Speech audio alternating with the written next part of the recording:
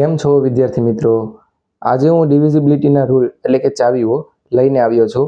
તો વિદ્યાર્થી મિત્રો, સૌપ્રથમ આપણે ચાવીઓની શરૂઆત કરતા પહેલા બેની ચાવીની શરૂઆત કરીએ. તો સૌપ્રથમ જોઈએ બેની ચાવી. તો વિદ્યાર્થી મિત્રો, બેની ચાવી એટલે કે ધારો કે કોઈ પણ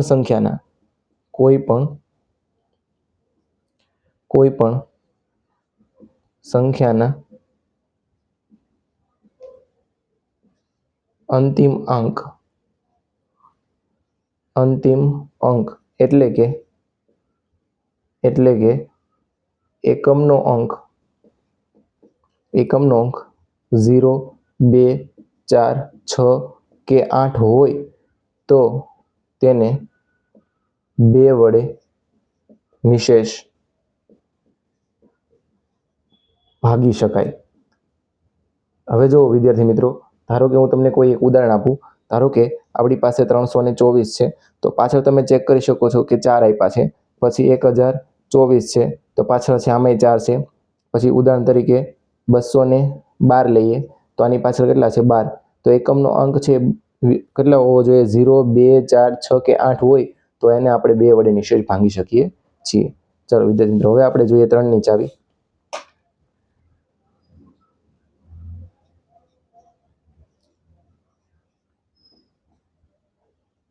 આપેલ કોઈ પણ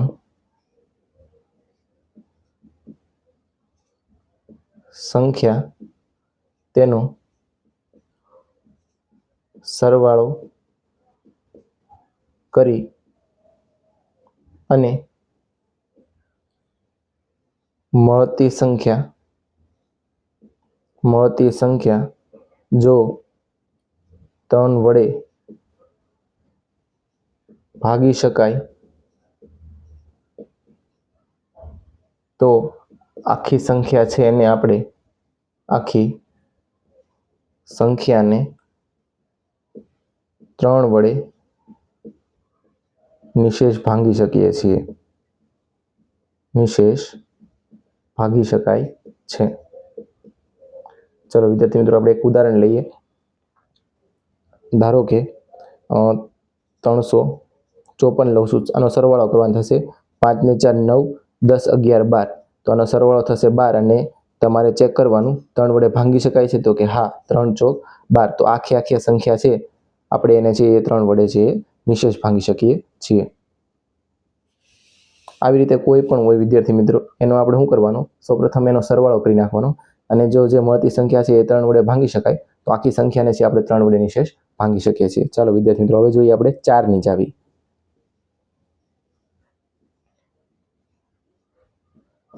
આપેલ કોઈ પણ સંખ્યાના અંતિમ 2 અંકોને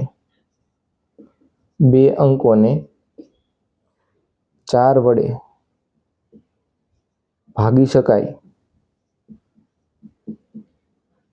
તો તે આખી સંખ્યાને આપણે શું કરી શકીએ છીએ? આખી સંખ્યાને ભાગી શકાય. હવે જો વિદ્યાર્થી મિત્રો, આપણે ધારો કે એક ઉદાહરણ લઈએ. આપણે ધારો કે 512 લઈએ, તો તમે જોશો કે છેલ્લા 2 અંક આ છે, તો એને 4 વડે ભાંગી શકાય. હા, તો 4 તેરીને 12. તો આખી સંખ્યાને છે આપણે 4 વડે નિશેષ ભાંગી શકાય. આપણે ચેક કરી લઈએ. 512 છે ને 4 વડે ભાંગી શકીએ એટલે જોઈ લઈએ. 4 એકા 4 એટલે 1 આવશે, નીચે ઉતારો 1 અને 4 દુ 8. તમે જોઈ શકો છો 4 દુ ને 8 એટલે કેટલા વધશે?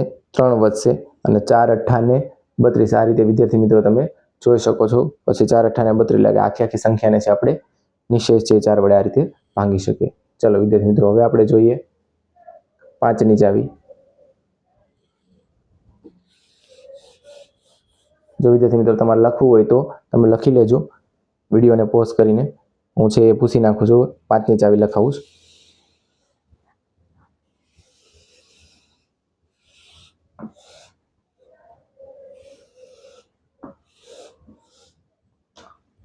તો 5ની ચાવી શું કહે છે જોઈએ આપણે. 5ની ચાવી આપેલ કોઈ પણ સંખ્યાનો એકમનો અંક 0 અથવા 5 હોય તો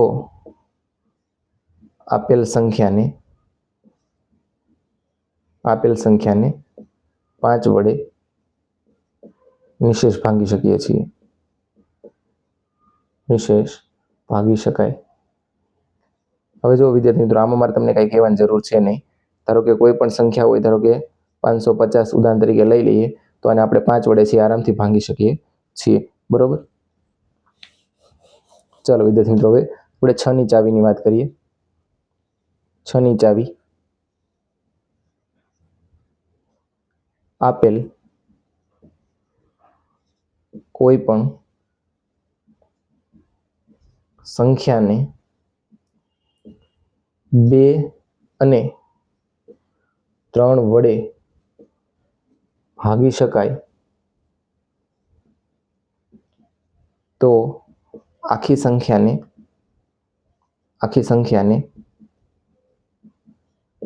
6 વડે નિશેષ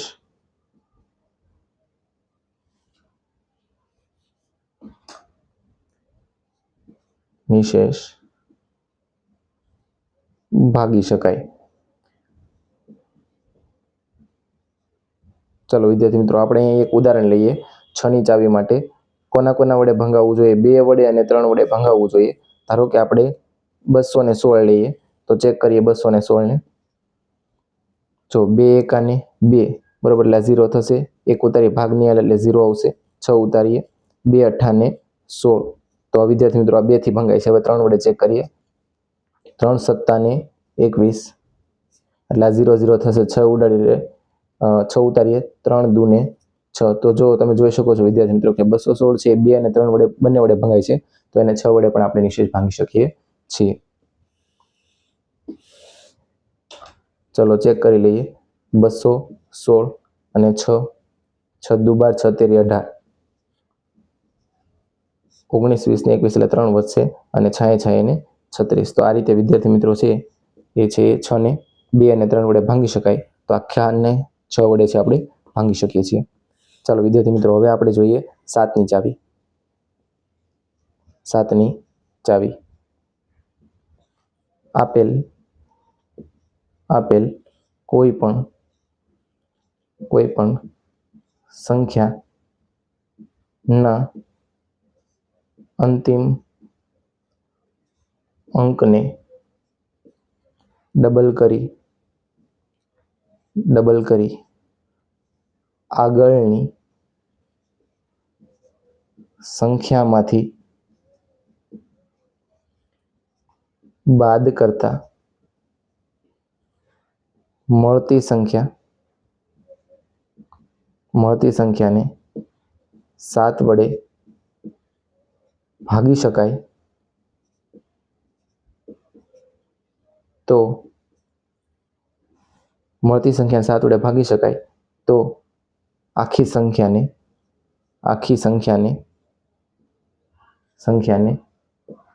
7 વડે ભાગી શકાય છે. જો વિદ્યાર્થી મિત્રો, 7ની ચાવી શું કહે છે કે આપેલી કોઈ પણ સંખ્યાના અંતિમ અંકને ડબલ કરી અને આગળની સંખ્યામાંથી બાદ કરતા મળતી સંખ્યાને 7 વડે છે એ ભાગી શકાય તો આખી સંખ્યાને છે એ 7 વડે આપણે છે એ નિશેષ ભાંગી શકીએ છીએ. જો વિદ્યાર્થી મિત્રો, હું તમને એક ઉદાહરણ આપીને સમજાવું. તમારે લખવાનું બાકી હોય તો એક વખત છે એ વિડીયોને પોઝ કરીને લખી નાખજો.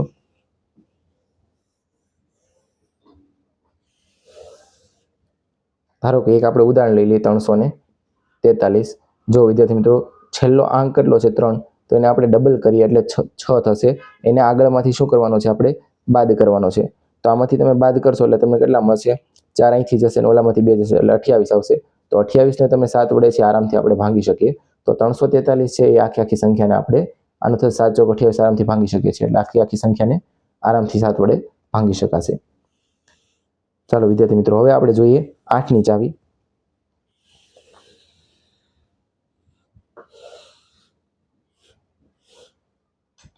8ની ચાવી શું કહે છે વિદ્યાર્થી મિત્રો? તો જોઈએ 8ની ચાવી આપેલી કોઈ પણ સંખ્યાના છેલ્લા 3 અંકને જો 8 વડે ભાંગી શકાય તો તેને 8 વડે નિશેષ ભાંગી શકાય છે. હવે જો વિદ્યાર્થી મિત્રો, ધારો કે આપણે 512 છે, એક ઉદાહરણ લઉં છું, 512. તો આને આપણે છેલ્લા 3 અંક, એટલે આ છેલ્લા 3 અંક જ થયા વિદ્યાર્થી મિત્રો, બરોબર. ધારો કે બહુ મોટી સંખ્યા હોય 5 4 6 3 2 1, તો આ છેલ્લા 3 અંક થયા કહેવાય. તો આમાં આપણે ડાયરેક્ટ સીધા 3 અંક જ છે આપણી પાસે, તો એને કેટલા વડે ભાંગીએ આપણે? 8 વડે ભાંગી નાખીએ. તો 8 સત્તુ 56 થઈ જશે, 8 છક 48, 8 છક 48, એટલે 3 વધશે, અને 8 ચોકને કેટલા થશે? 32. તો જો વિદ્યાર્થી મિત્રો, 512 ને છે આપણે કેટલા વડે? 8 વડે છે નિશેષ ભાંગી શકીએ. તો આવી જ રીતે કોઈ પણ સંખ્યા છે તમે લઈ અને છેલ્લા 3 અંકને છે ચેક કરી લેવાનું. જો ભંગાતું હોય તો આખી સંખ્યાને છે આપણે 8 વડે નિશેષ ભાંગી શકાશે. ચાલો વિદ્યાર્થી મિત્રો, હવે આપણે 9ની ચાવી જોઈએ. 9ની ચાવી છે સેમ છે, કોના જેવી છે? 3ની ચાવી જેવી જ છે. તો જોઈએ 9ની ચાવી. પણ વિદ્યાર્થી મિત્રો, બંનેમાં ફરક પડી જશે, કારણ કે ઓલામાં છે આપણે 3 વડે ભાંગવાનું હોય છે, અને અહીંયા આપણને જે મળે છે એમાં 9 વડે નિશેષ ભંગાતું હોવું જોઈએ. એટલે 3 અને 9 છે આમ સરખા જેવું છે, પણ છે આમ અલગ છે. ચાલો વિદ્યાર્થી મિત્રો, જોઈએ તો કે આપેલી કોઈ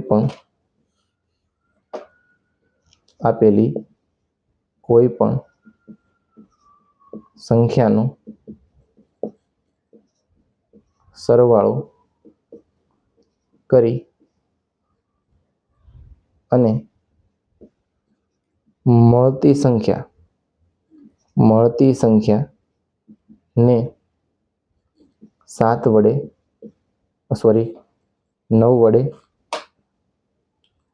9 વડે ભાગી શકાય તો આખી સંખ્યાને છે વિદ્યાર્થી મિત્રો, આપણે આખી સંખ્યાને 9 વડે નિશેષ ભાંગી શકીએ છીએ. નિશેષ ભાંગી શકાય. તો ચાલો વિદ્યાર્થી મિત્રો, એક આપણે ઉદાહરણ લઈએ છીએ. એક ઉદાહરણ લઈને ચેક કરીએ. ધારો કે 729 છે અમારી પાસે. હવે આનો સરવાળો કરો. 7 8 9 ને 9 9 કેટલા થઈ જશે? 18 થઈ જશે. આ બધાનો સરવાળો 7 + 2 + 9 એટલે કેટલો મળશે વિદ્યાર્થી મિત્રો? 18. જો આને આપણે 9 વડે ભાંગી શકીએ તો આખી સંખ્યાને આપણે કેટલા વડે? 9 દુ 18. તો હવે 729 ને છે આપણે કેટલા વડે ભાંગી શકીએ? 9 વડે છે આરામથી ભાંગી શકીએ છીએ. ચાલો વિદ્યાર્થી મિત્રો, હવે આપણે 10ની ચાવી જોઈએ. 10ની ચાવી છે એ જો આમ 5 ને મળતી આવે છે, પણ 5માં છે આપણને ખ્યાલ છે 0 ને 5 વડે ભાંગવું જોઈએ. આમાં માત્ર ને માત્ર છેલ્લે શૂન્ય આપેલો હોય તો આપણને 10 વડે છે એ આરામથી ભાંગી શકીએ છીએ. તો જોઈએ 10ની ચાવી આપેલી કોઈ પણ સંખ્યાનો અંતિમ અંક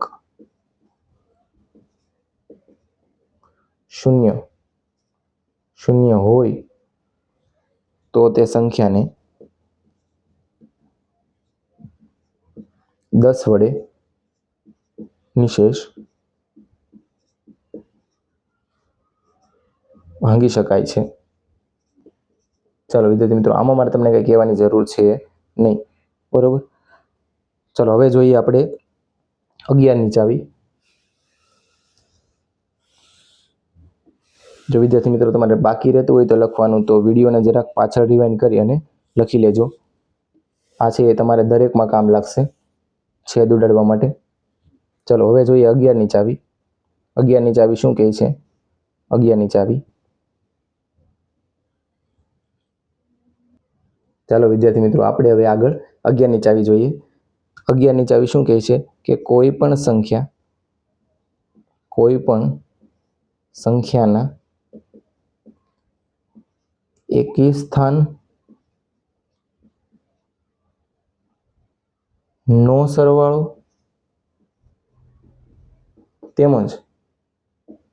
તેમજ બેકી સ્થાનના અંકોનો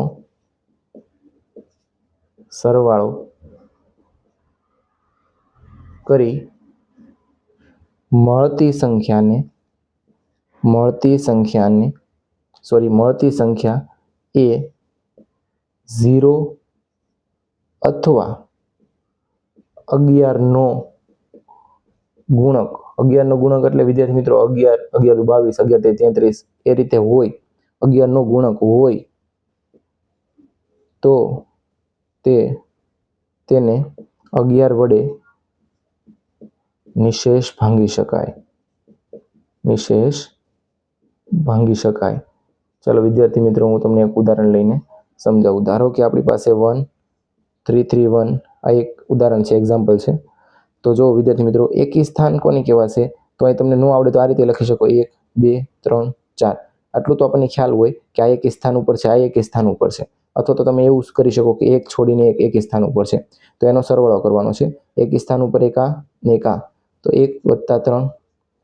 પછી બેકી સ્થાનવાળા 3 અને આ 1, આ બંનેનો સરવાળો કરવાનો. અને એને શું કરવાનું છે? જો સરવાળો કરી ને મળતી સંખ્યા, એટલે વિદ્યાર્થી મિત્રો કાંઈ લખવાનું રહી ગયું છે, એ બંનેને શું કરવાના છે? બાદ કરવાના છે. મળતી સંખ્યાને બાદ કરવાની. મળતી સંખ્યા અહીં લખી દઉં તમને. મળતી સંખ્યાને બાદ કરી 0 અથવા 11નો ગુણક મળે તો તે સંખ્યાને 11 વડે નિશેષ ભાગી શકાય. જો વિદ્યાર્થી મિત્રો, એકવાર ફરીવાર વ્યાખ્યા જોઈ લઈએ. કોઈ પણ સંખ્યાના એકી સ્થાનનો સરવાળો તેમજ બેકી સ્થાનના અંકોનો સરવાળો કરી મળતી સંખ્યાને બાદ કરવાની છે. આને અને આ રીતે આને બાદ કરી 0 અથવા 11નો ગુણક બેમાંથી એક મળે તો તે સંખ્યાને આપણે 11 વડે નિશેષ ભાંગી શકીએ છીએ. તો તમે ચેક કરશો, 3 ને 1 4 થશે, અહીં 3 ને કેટલા થશે? 4. તો આ બંને કેટલું મળ્યું? 0. તો આપણે છે 1 3 3 1 ને 11 વડે જરૂર ભાંગી શકીએ. ચેક કરી લઈએ. 11 × 11, 2 વધશે, પછી 3 ઉતારીએ, 11 દુ 22, તો 1 વધશે વિદ્યાર્થી મિત્રો. ફરી 1 ઉતારો એટલે 11 × 11. તો આ રીતે છે વિદ્યાર્થી મિત્રો, છે આપણને જવાબ છે 11ની ચાવીનો તરત મળી રહેશે. તો વિદ્યાર્થી મિત્રો, જો તમારે આવા જ મારા લેક્ચર જોવો હોય તો છે ચેનલને છે જરૂર સબસ્ક્રાઈબ કરી લેજો અને તમારા મિત્રોને પણ જરૂર શેર કરજો, જેથી કરીને આવનારા વિડીયો છે એ પણ જોઈ શકે.